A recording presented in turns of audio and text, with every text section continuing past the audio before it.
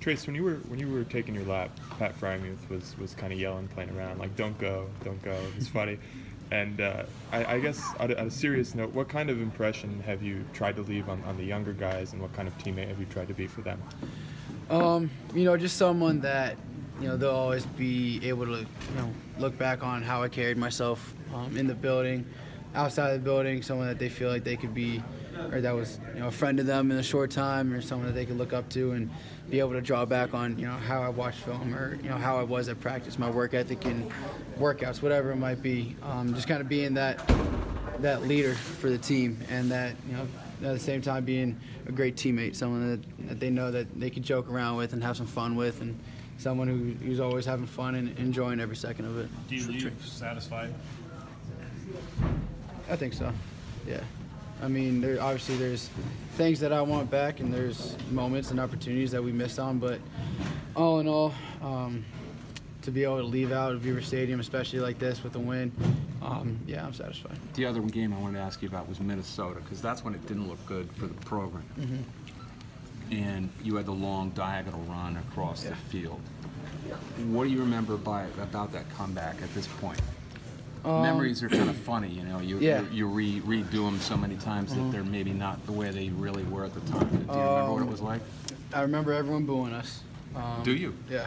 I remember all the cheers about Fire Franklin, all that type of stuff. I remember that, and I can hear them in my head like it was yesterday. But then I just kind of remember. What was your reaction to that? I'm curious about that. It was more just like we need to get this fixed type reaction. So I guess at that point it was just kind of going back to kind of what I said about Wisconsin, was we just needed to kind of get things going. We got, obviously Irv had the huge play that sparked us, and got a lot of energy going for our team, and our sideline really got us back into the game as a team. And then we just kind of started, it was almost like we're hitting big play after big play, and moving the ball and being able to put points on the board and things like that. So, and then that 2-minute drive, that was the first time I really remember that people talk about a situation where you gotta have doubt. I think we had something like 52 seconds and no timeouts. Not much.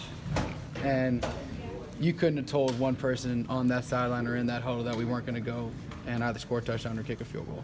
I mean, everyone in that huddle believed we were going to be able to go in and do what we needed to do to either win the game or kick a field goal and force overtime. Do we overplay that as the moment it all turned around, or is that accurate?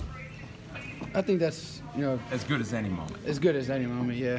I'd say probably, because that's where I think there have been so many times where we had tough situations and had to fight back, and then we lose. And fight back, and then lose. That was when we fight back, and then win. I think that was where we kind of broke through that barrier. Thanks.